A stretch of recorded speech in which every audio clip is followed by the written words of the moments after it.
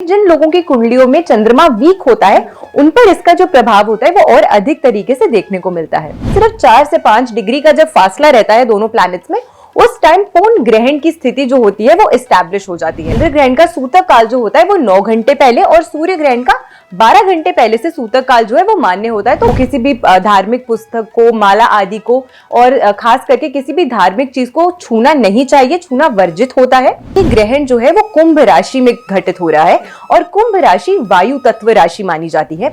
भारत की कुंडली से दशम भाव की राशि में ये जो ग्रहण है वो लग रहा है। नमस्कार, आप देख रहे हैं भारत एक्सप्रेस और मैं हूं आपके साथ आंचल मित्तल। आज साल का आखिरी चंद्र ग्रहण लगने वाला है। रविवार का ये चंद्र ग्रहण बेहद खास है, वो भी कई मायनों में।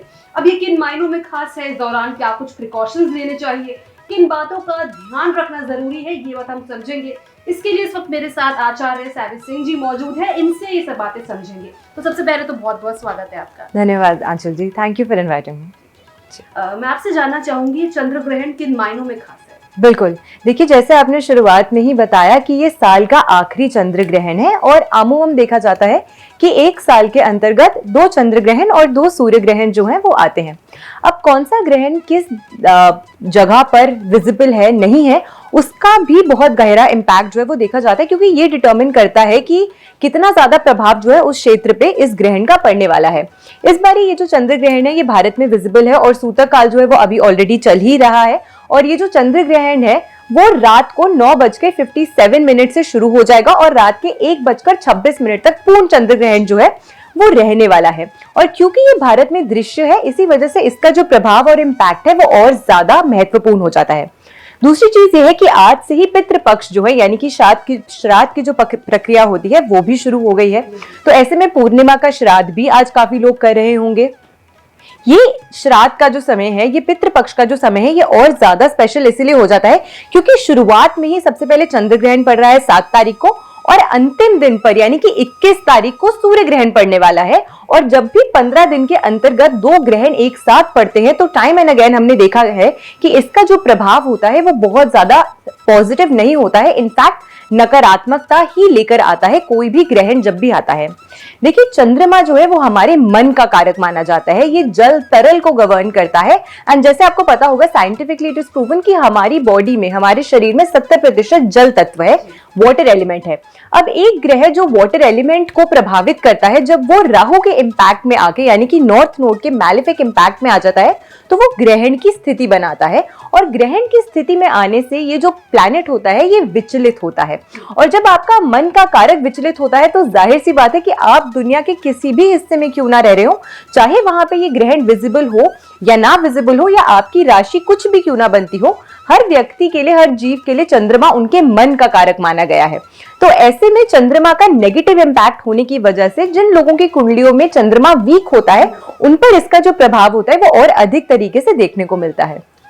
तो जैसे कि आपने बताया, तो प्रिकॉशंस क्या ले सकते हैं जिससे जो है प्रभाव कम हो सके? बिल्कुल, देखिए मैं आपको सबसे पहले ये बताना चाहती हूँ कि चंद्र ग्रहण जब लगता है तो यानी कि केतु या फिर राहु जो होता है वो ग्रहण की स्थिति सूर्य या चंद्रमा के लिए एस्टैब्लिश करता है। अब इस बारी चंद्रमा जो है वो राहु के साथ प्लेस हो रहा है और पूर्णिमा तिथि जो है, पूर्णिमा तिथि में जो चंद्रमा और सूर्य होते हैं वो एकदम 180 डिग्री के एक्सिस में होते हैं और पूर्णिमा तिथि जो है वो आज सुबह अर्ली मॉर्निंग 1:44 से ही शुरू हो गई थी। लेकिन ग्रहण तब शुरू होता है जब राहु और चंद्रमा के बीच में डिग्री वाइज बहुत ज्यादा नजदीकी आ जाती है, यानी कि सिर्फ 4 से 5 डिग्री का जब फासला रहता है दोनों प्लैनेट्स में, उस टाइम पूर्ण ग्रहण की स्थिति जो होती है वो एस्टैब्लिश हो जाती है। अब ऐसे में ये जो पूर्ण ग्रहण है उसका, क्योंकि चंद्र ग्रहण का सूतक काल जो होता है वो 9 घंटे पहले और सूर्य ग्रहण का 12 घंटे पहले से सूतक काल जो है वो मान्य होता है, तो 12:57 से ही आज सूतक काल जो है चंद्र ग्रहण का वो लगा हुआ है। ऐसे में सबसे पहले तो आपको अपने मंदिर की कोई भी वस्तु को, किसी भी धार्मिक पुस्तक को, माला आदि को और खास करके किसी भी धार्मिक चीज को छूना नहीं चाहिए, छूना वर्जित होता है।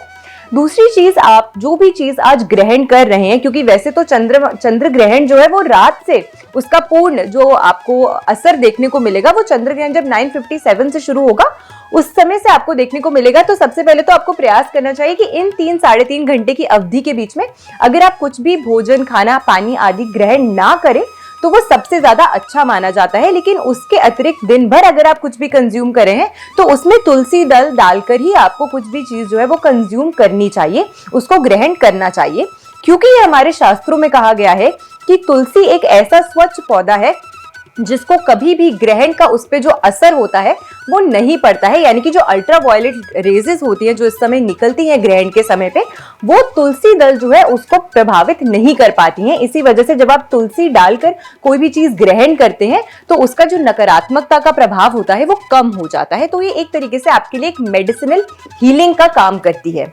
तीसरी चीज जिसका आपको खास ख्याल रखना चाहिए वो है मानसिक जाप।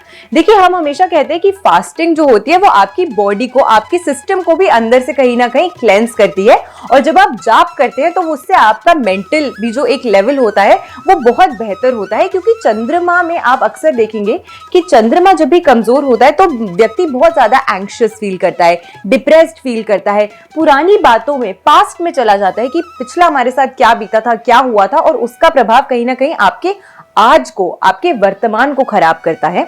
तो ऐसे में सबसे उत्तम यही रहता है कि आप मानसिक जाप कीजिए, अपने आसपास ऐसे लोगों की आप संगति रखिए, ऐसे लोगों की कंपनी रखिए जो आपके अंदर ऑप्टिमिज्म और पॉजिटिव थॉट्स जो हैं वो इनकलकेट करें। और साथ के साथ में अगर आप तुलसी दल डाल के कुछ भी ग्रहण करते हैं तो वह अच्छा है। खास करके जो भी इस समय के दौरान महिलाएं हैं जो कि प्रेग्नेंट है, यानी कि गर्भवती जो महिलाएं हैं, उनको थोड़ा सा खास ख्याल जो है वो इस समय के दौरान जरूर रखना चाहिए। इसको आप एक तरीके से एक प्रिकॉशन जो है वो समझिए कि अगर आप कहीं बाहर जा रहे हैं तो सबसे पहले तो शाम के समय से आपको प्रयास करना चाहिए कि लगभग 8 बजे के बाद से आप लोग घर से बाहर जो है वो ना निकले। यंग बच्चों के लिए भी इनफैक्ट मैं कहना चाहूंगी, क्योंकि बच्चों का भी कारक चंद्रमा माना जाता है। तो ऐसे में यंग जो बच्चे हैं जो अभी एडोलेसेंस एज में हैं, उनको भी थोड़ा सा प्रयास करना चाहिए कि आज ना निकले घर से बाहर। वैसे तो मुझे पता है कि सबके संडे प्लान्स होंगे क्योंकि आज वीकेंड है, बट अगर आप प्रयास कर सकते हैं, सिर्फ एक दिन की बात है, अगर आज आप घर से बाहर ना निकले, अपने घर में ही रह के, आजकल तो डिजिटल वर्ल्ड है, हम भी आपसे डिजिटल माध्यम से पहुंच रहे हैं, ये सारी इंफॉर्मेशन आप तक पहुंचा रहे हैं, तो डिजिटल माध्यम से आज अपने दोस्तों से, अपनी फैमिली से कनेक्ट रहिए, कनेक्ट हो जाइए उनसे, और फिजिकली अगर घर से बाहर ना निकले तो वो ज्यादा बेहतर माना जाएगा। बस एक आखिरी सवाल मेरा ये होगा कि आपने बोला कि चंद्र ग्रहण के बुरे प्रभाव पड़ते हैं जी, मैं ये समझना चाहूंगी वो बुरे प्रभाव किस तरीके से पड़ते हैं और क्या क्या हो सकते हैं। एब्सोल्युटली, बहुत ही सुंदर प्रश्न आपने पूछा है, क्योंकि जैसे कि मैंने शुरुआत में ही बताया था कि चंद्र ग्रहण का जो प्रभाव है सिर्फ ये भारत में दृश्य हो रहा है, इसका मतलब ये नहीं है कि सिर्फ इसका प्रभाव भारत में ही देखने को मिलेगा। अन्य भी कई ऐसे देश और कॉन्टिनेंट्स है, एशिया के कॉन्टिनेंट में, यूरोप के कॉन्टिनेंट में, रशिया में, यूनाइटेड स्टेट्स ऑफ अमेरिका में, ब्राजील में, काफी सारी ऐसे अन्य जगह और कॉन्टिनेंट्स हैं जहां पे ये जो ग्रहण है वो विजिबल होने वाला है। अफ्रीका में ये ग्रहण विजिबल होने वाला है। तो सबसे पहले जिन जिन जगहों पे ये ग्रहण दृश्य होने वाला है वहां पर कहीं ना कहीं आप देखेंगे कि थोड़ी सी आपदाओं से जुड़ी हुई जो संकेत है या उससे जुड़ी हुई आपको कुछ बातें जो है वो सुनने को मिल सकती है, कोई दुर्घटना जो है वो घट सकती है। दूसरी महत्वपूर्ण चीज ये है कि ये ग्रहण जो है वो कुंभ राशि में घटित हो रहा है, और कुंभ राशि वायु तत्व राशि मानी जाती है। तो इसका अर्थ ये भी हुआ कि क्योंकि वायु तत्व इससे प्रभावित हो रहा है तो खास करके एयरबोर्न डिजीजेस जो होंगी उसकी मात्रा आपको बढ़ती हुई नजर आने वाली है, यानी कि हवा से जुड़ी हुई बीमारी जो है और संक्रमण जल्दी, क्योंकि वायु तत्व का मतलब होता है किसी भी चीज का जल्दी से फैलना, संक्रमण का जल्दी स्प्रेड होना। तो उस तरीके से भी आप देख सकते हैं कि कहीं ना कहीं ज्यादा संक्रमण आपको फैलता हुआ नजर आने वाला है। अगर हम भारत की कुंडली से बात करते हैं तो ये एकादश भाव और भारत की कुंडली से दशम भाव की राशि में ये जो ग्रहण है वो लग रहा है। एकादश भाव आय का भाव माना जाता है, पैसे का भाव माना जाता है, और दशम भाव जो कुंडली का है वो राज्य है।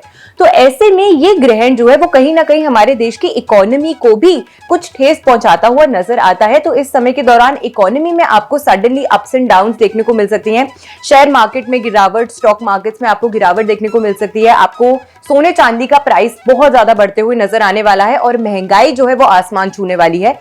नेसेसरी कमोडिटीज जो होती हैं, आम दिनों में यूज करने वाले जो प्रोडक्ट्स होते हैं, उन पे कहीं ना कहीं ज्यादा पैसा लोगों का खर्च होता हुआ नजर आएगा, और महंगाई जो है वो बढ़ती हुई इस समय के दौरान भी आपको नजर आने वाली है। जी, बहुत बहुत शुक्रिया आपका सैवी जी। धन्यवाद। तो ये थी हमारे साथ सैवी सिंह जी, जिन्होंने हमें ठीक तरीके से समझाया कि चंद्र ग्रहण से कैसे बचा जाए, कैसे से प्रिकॉशंस लिए जाए। मैं आशा करती हूँ कि आप लोगों को ये वीडियो पसंद आई होगी। इसको लेकर जो भी आपकी राय है, जो भी आपके प्रश्न है, कमेंट बॉक्स में जरूर पूछे।